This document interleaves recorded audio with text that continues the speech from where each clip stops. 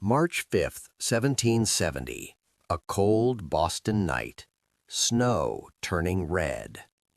8 British soldiers stand in a tight line, muskets raised.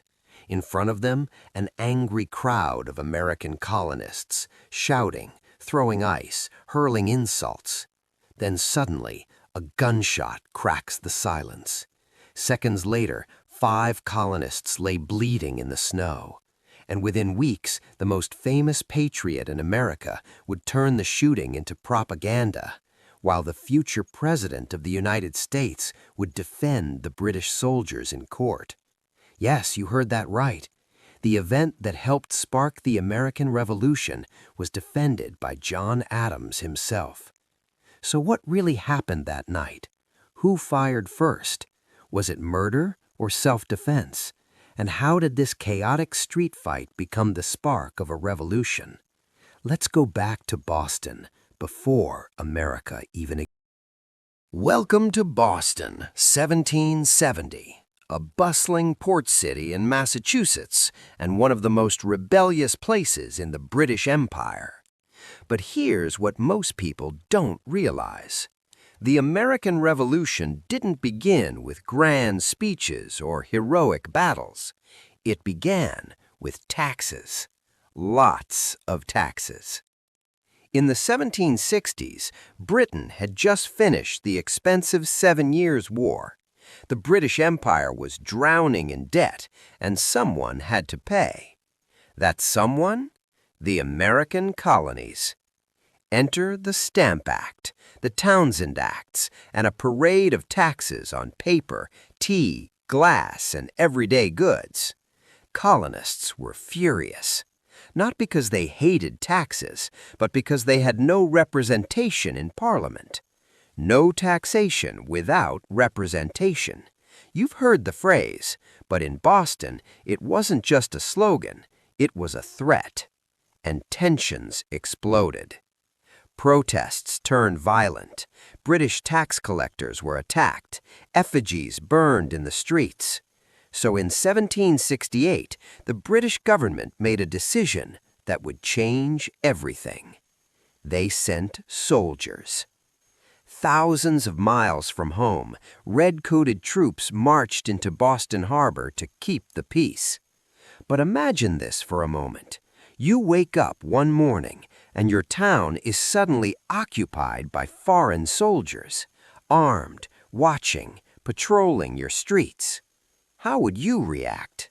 Because Boston reacted badly, very badly. Soldiers competed with locals for jobs. They enforced unpopular laws, and they represented the distant authority of King George III. To colonists, this wasn't protection. It felt like occupation. And Boston became a powder keg. But wait, the fuse was already. Act 2. Rising tension. Fights between soldiers and civilians became common. Insults flew daily. Colonists called soldiers lobsterbacks and bloodybacks. Soldiers called colonists rebels and rabble. Street brawls broke out over jobs, politics, and pride. But here's where it gets crazy. The resistance wasn't random, it was organized. A secretive group called the Sons of Liberty worked behind the scenes, stirring resistance against British rule. Their leaders included a fiery Boston politician named Samuel Adams. Samuel Adams understood something powerful. Public opinion could be weaponized, and Boston was ready to explode. Now, what most people don't know is, just days before the massacre, tensions nearly turned deadly. On February 22, 1770, a young boy named Christopher Sider was shot and killed by a British customs officer during a protest. He was only 11 years old. Boston held a massive funeral. Thousands attended. The city was grieving, angry, ready to snap. And then came March 5th, the night everything changed. Act 3. The Turning Point. It began with a misunderstanding. At around 9 p.m., a young apprentice named Edward Garrick shouted at a British officer outside a wigmaker's shop, accusing him of not paying a bill. The officer ignored him, but a British sentry named Private Hugh White did not. White struck the boy with the butt of his musket, and that single blow started a chain reaction. A crowd gathered, people shouted, snowballs started flying. Church bells began ringing, Boston's signal for fire. But there was no fire, just chaos. Within minutes, hundreds of colonists surrounded the lone sentry outside the customs house. They taunted him, threatened him, threw ice and debris. White called for reinforcements. Enter Captain Thomas Preston and 7 British soldiers. They formed a defensive line. Outnumbered, surrounded, terrified. The crowd grew louder. "Fire!" someone shouted. But who? To this day, historians still debate the answer. Then, suddenly, a soldier was struck with a club and fell. He fired, then another shot, then another. Within seconds, smoke filled the air. 5 colonists lay dead or dying. And this is the part that changes everything. The first man to fall was Crispus Attucks, a sailor, a dock worker, a man of African and Native American descent. He became the first person killed in the American Revolution. But was it a massacre or self-defense? Boston woke up to find. Act 4, the climax, the trial. The city erupted. Funerals became protests, pamphlets flooded the streets, and one image would shape history forever. A silversmith named Paul Revere created a famous engraving of the event.